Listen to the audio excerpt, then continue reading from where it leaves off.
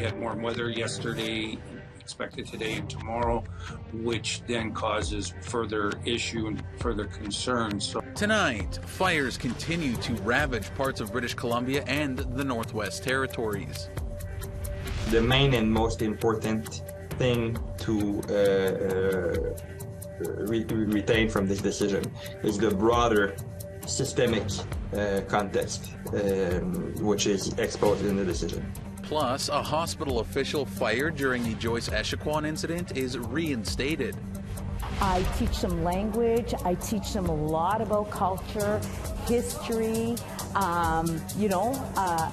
whatever else that we feel that they need to touch base on. Education is the key to everything. And baseball, volleyball, and even horseshoes are on display at the Migma Games.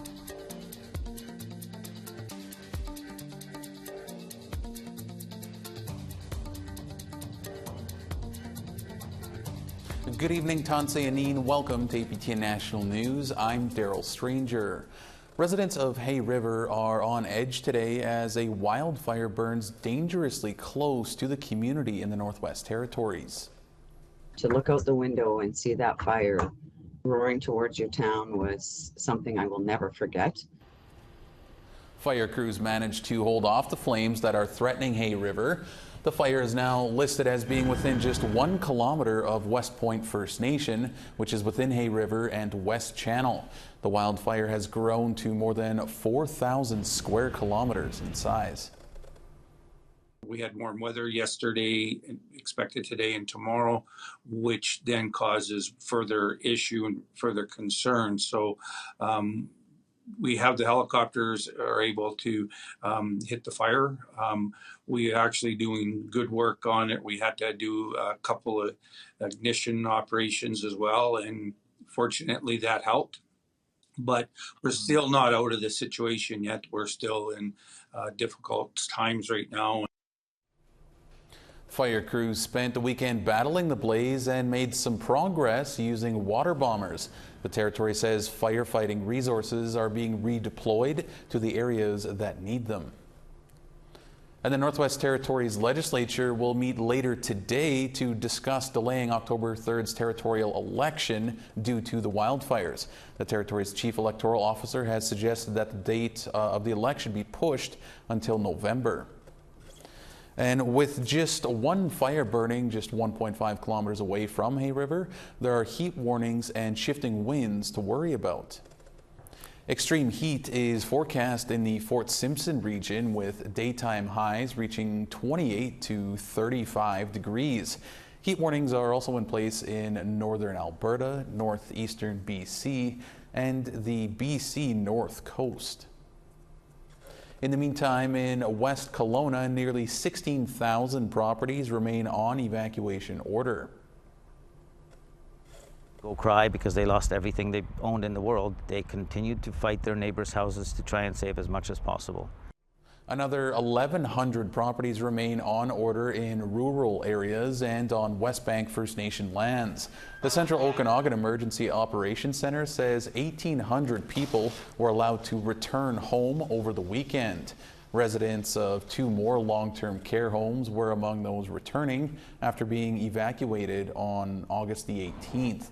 Evacuation orders in communities around Okanagan Lake have now been lifted. Residents of the wildfire-stricken Shuswap region will soon learn the fate of their properties affected by a fast-moving blaze just over a week ago. Derek Sutherland, director of the Emergency Operations Center for the British Columbia Shuswap Regional District, says staff will start reaching out to residents today.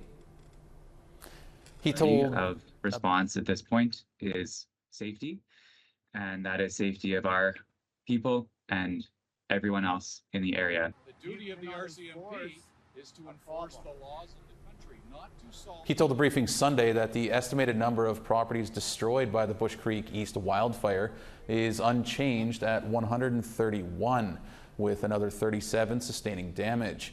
Sutherland says the regional district is planning to open a resiliency center in Salmon Arm to support displaced residents. And we want to hear what you think about this summer's fire season. Here's how you can continue the conversation. You can find us online on your favorite social media sites, including TikTok, YouTube, LinkedIn, and X, previously known as Twitter. Follow APTN News to join the conversation and see our latest stories.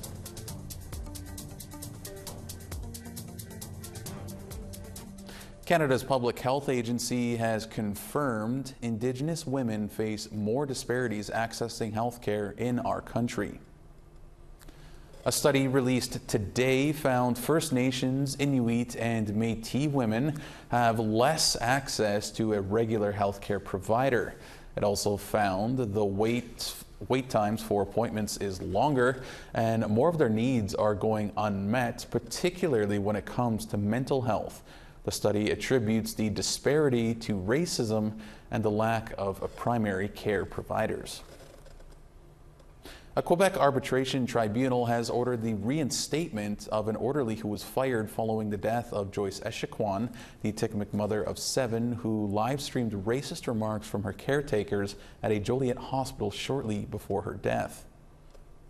The arbitrator said in his decision that the orderly, Miriam LeBlanc, made inappropriate remarks towards Echaquan, but concluded that while she deserved to be sanctioned, she was not the only or main person responsible.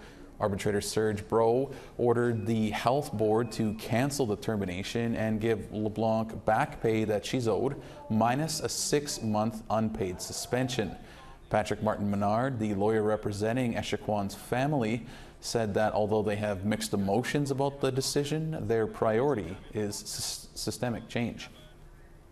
The main and most important thing to retain from this decision is the broader systemic context, which is exposed in the decision. And for that, the family is happy that the decision has recognized these points that I have just mentioned. And it further underscores the need to continue the work to make sure that systemic racism ends. All right, we have to pause the news for just a moment. Still to come, the Nova Scotia Migma Summer Games brings inspiration to the Millbrook First Nation. I find it very educational for our kids, and they're not just stuck in their communities.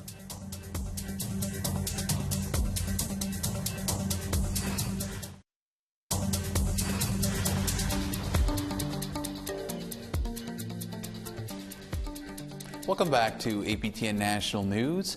Thousands of people were on hand for the Nova Scotia Migma Summer Games hosted by the Millbrook First Nation. As Angel Moore reports, it's about much more than sport. It's also a cultural celebration that inspires future generations. This is a horseshoe competition, Grandmasters 55 older and under. For Virginia Michael of the Sabaganagati Nation, it began as a family affair. Because my mom was playing, and it was a nice family because they're called the Horseshoe family. So I wanted to join that family, and I'm really glad I did because, like I said, we need to keep it going. And if we have more and more people getting involved, we'll keep this alive because it's our people. It's what we do. The Millbrook First Nation hosted the Nova Scotia Migma Summer Games with over 2,000 participants and 20 sporting events, including volleyball at the Truro, Nova Scotia Community College Sports Centre and baseball at the Millbrook Ball Field.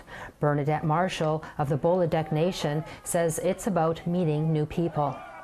You know, talking to kids, like, you know, I find it very educational for our kids, and they're not just stuck in their communities. The Princess Pageant is a big attraction. The contestants rehearse under the direction of Sunshine Paul Martin, pageant coordinator.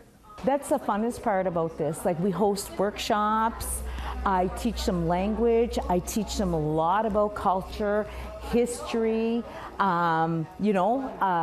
whatever else that we feel that they need to touch base on. Education is the key to everything.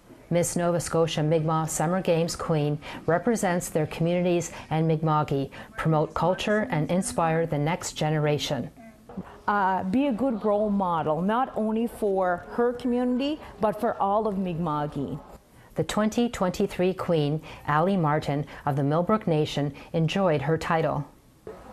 I really got to represent my culture more in ways that I normally wouldn't have, which was really good, and it was a really good experience. And I'm excited to be passing that down to some other young woman. Miss Canada United World Megan Basque of the Eskizoni First Nation was on hand to coach the contestants. Basque will be a contestant herself at the Miss United World pageant in Texas. I think I'm more excited than nervous. I'm really thankful to be able to represent Canada and showcasing my Migma cultures and traditions and just making my people proud.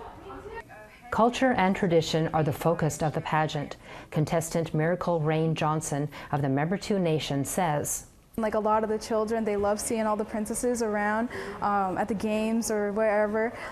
They're like, oh my goodness, like I love your headdress, or I love your ribbon skirt, and I'm like, oh, thank you so much. And I just think it's very special that we give those young people things to look forward to, you know, when they're older and they're old enough to participate in princess pageants. So. Contestant Royce Nevin of the Sabaganagani Nation is enjoying making new friends. And so I think it's going to be really fun because I'll be happy and proud of anyone, whoever wins anyways. The games are a gathering of athletic spirit and cultural celebration. Michael says, it's important to see our family, our friends, and just to talk about the stories and keep everything alive. So it's about history, it's about telling the stories to the younger people, and also being a role model for the younger ones to look at us and say, wow, they're athletes, you know. The 2024 Summer Games will be hosted by the Member 2 Nation. Angel Moore, APTN National News, Millbrook Nation. A 3-day youth summit wrapped up on Saturday at the Poundmakers Lodge Treatment Center near Edmonton. The event featured seminars and plenty of sports. APTN's Chris Stewart took in some hockey and floor curling events.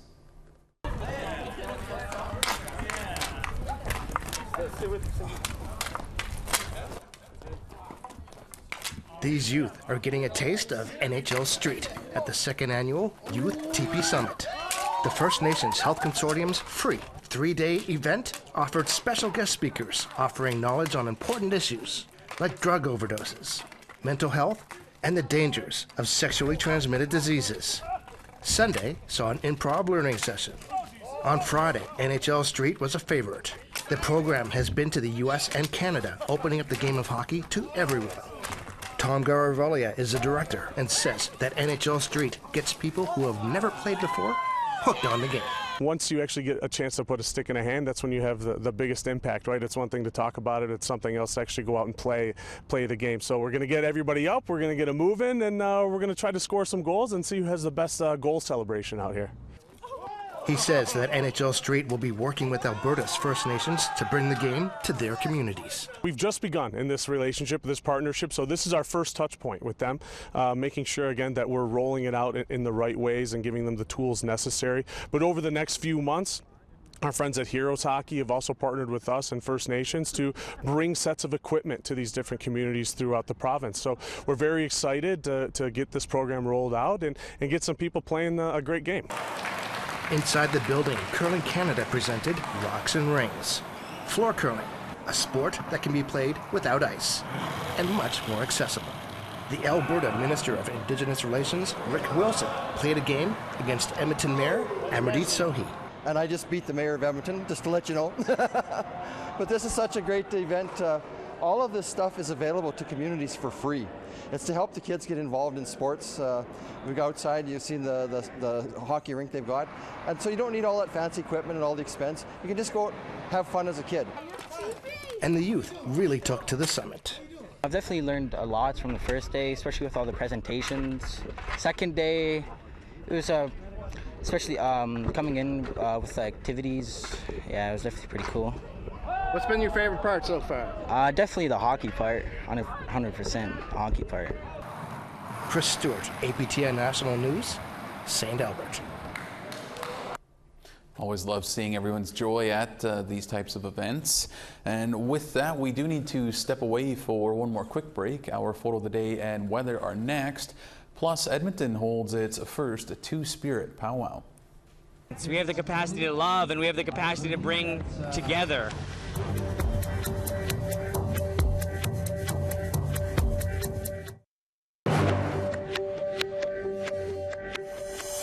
Welcome back. It's time now for our photo of the day. Thanks to Dave Menzies for sharing with us this view from a boat launch located in Selkirk, Manitoba. This was the calm waters just this past Saturday, and that sure does look like a great day to be out on the water. Pictures you would like to share can be sent to share@aptn.ca, and we might just pick your photo to be our next photo of the day. All right, now let's take a look at tomorrow's weather forecast. Beginning on the East Coast, at 22 in St. John's and 22 in Halifax, 24 in Cartwright, and 24 in Happy Valley Goose Bay. Quebec City is looking at 25 degrees with some showers and 25 in showers in Montreal. Clear and 25 in Toronto and 18 degrees in North Bay. 15 in showers in Wawa and 20 degrees in Sioux Lookout. 20 degrees in Churchill and 20 in Norway House. Some showers and 22 in Barons River and clear and 25 in Winnipeg. 34 degrees in Swift Current and 31 in Saskatoon. 29 degrees in Meadow Lake and 29 degrees in Buffalo Narrows. As we continue heading west at 29 and Smoky in High Level and 27 in Peace River. Clear and 30 in Edmonton and 32 degrees in Lethbridge. 19 degrees in Vancouver and 21 in Bella Coola. 20 degrees in Sandspit and 24 degrees in Dease Lake. 25 degrees in Whitehorse and 10 in Rock River. 27 degrees in Fort Simpson and 31 in Trout Lake. 8 degrees in Fort McPherson and 12 in Colville Lake. 7 degrees in Cambridge Bay and 10 in Whale Cove. Clear and 8 in Iqaluit and 8 degrees in Iqaluit.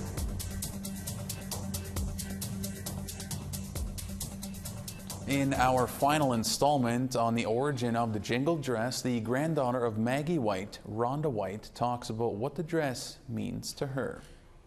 Rhonda says the 50th anniversary powwow was meaningful to be part of, as the largest she's seen in over 20 years. Just wow. Just, you know, I think back when we first traveled, nobody danced the Jingle Dress. You didn't see it out there. And today it's everywhere. No matter where you go, there's always the Jingle Dress out there. Yeah, and that's something that I'm proud of, because this is what my kokum saw. This is what she's seen, that the dress is going to become part of all these different nations. Yeah. And maybe that's what another part of that healing is. Dancing Saturday evening during a Jingle Dress special for her niece Sierra White, she reflects on what dancing means to her. Yeah, one of the things that I relate the jingles, the sounds is it goes back to the drum. It goes back to the sounds of the drum that I always try to honor my grandmothers by dancing the old ways of how they used to dance, so that way our younger generation can see that. And this healing song that the Whitefish Bay singers will be singing came from her great grandmother, Sierra's great grandmother, Maggie White. We're told is to be around people, because that's the best medicine, and to continue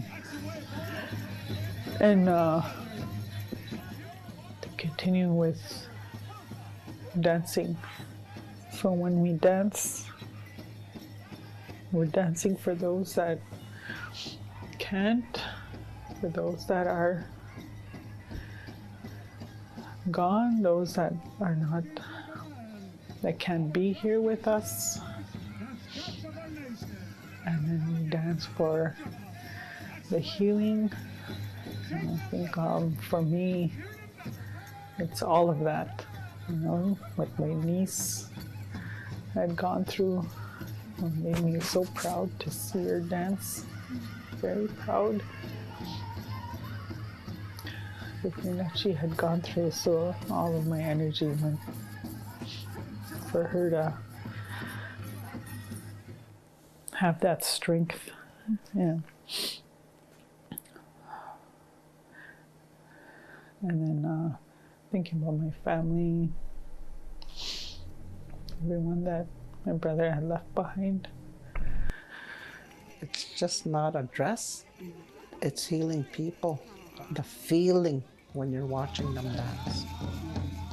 And it's just not pretty. It's, it's just not beautiful. It's just, you feel so proud when you're dancing out there, so proud. And it's, to me, it's not just about money either. You feel a lot, you feel happy. It's so beautiful to really think about how they honor that gift and the joy that comes of it and the healing. And it's so beautiful to see how far and wide the Jingle Dress has gone, like all over Turtle Island, and how respected our people from Migma are by all our relations of Turtle Island.